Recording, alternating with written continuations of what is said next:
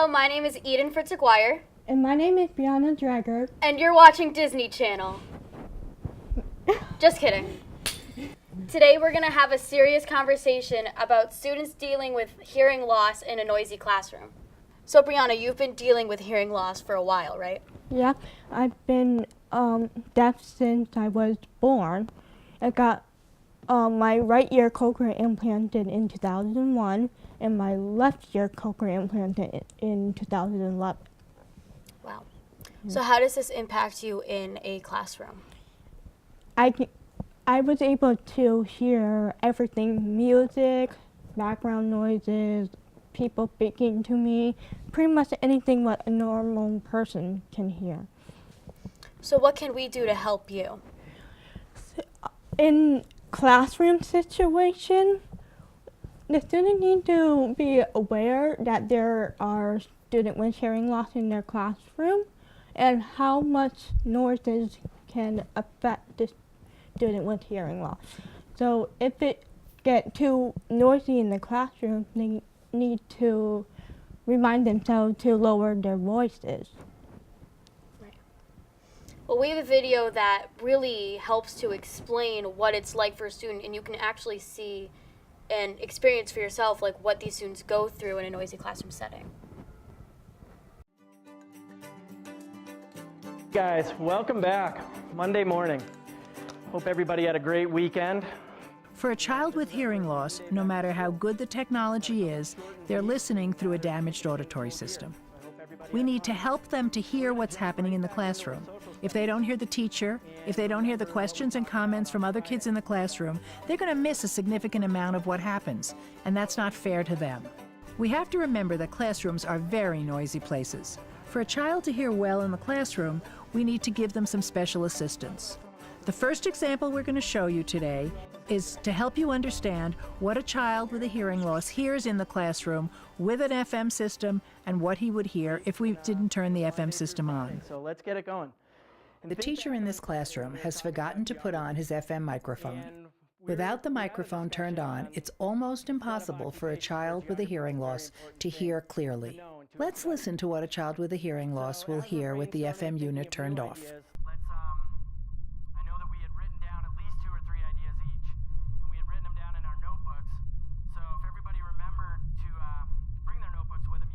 Without an FM system on, the child is going to be hearing very muffled speech, or like they're listening from a very great distance. Forgetting to turn on the FM system can happen to anybody, but don't count on the student to tell you if it's not working. Look for visual clues that he's confused, or watch the student trying to look around to see what's happening in the classroom. After a quick check, the teacher can turn on the microphone, check with the student, and make sure that all is working well. Okay, good. That gets the student back on track and gets the lesson going in the right direction. We sounding okay now? Okay. So once the FM system is turned on, the student is hearing as if the teacher was standing right next to his ear. Generated a list of which jobs were important to know geography. Making sure that the FM system works is the responsibility of both the teachers and the students. The students are responsible for advocating for themselves and should be encouraged to say something when the FM system either isn't working or is working poorly. As long as they can hear, they can compete. When there's only one microphone, we know the child will hear the teacher clearly, but they also need to hear the classroom discussion. If there's a pass mic, this microphone can be passed around from student to student, and then all of the students will have the opportunity to speak into the microphone, and the child with the hearing loss will hear everything they're saying. If there isn't a pass mic in the classroom, it's the teacher's responsibility to repeat what's said so that the child with the hearing loss knows what's happening. That means repeating the question if a child asks a question, or repeating what the kids say in their comments. Listen now to how other students' comments sound to a student with a hearing loss, and how disorienting it can be for a child when the teacher forgets to repeat the comments or the questions. So who's got the next one? Who has another good idea? Aaron, what's your idea?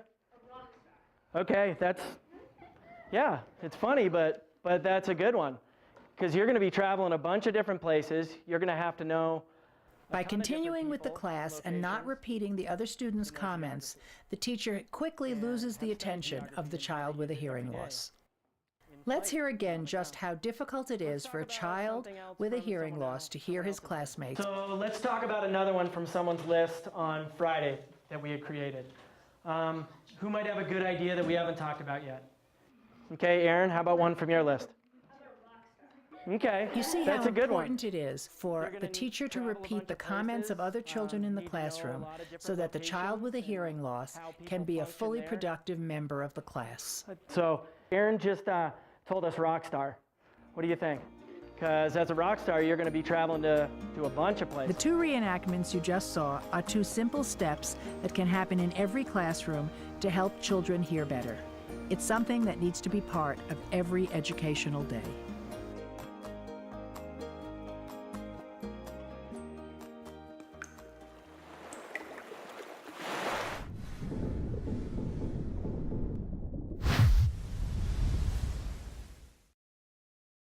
Well, thank you, Brianna, for showing us that video and for being honest with us today.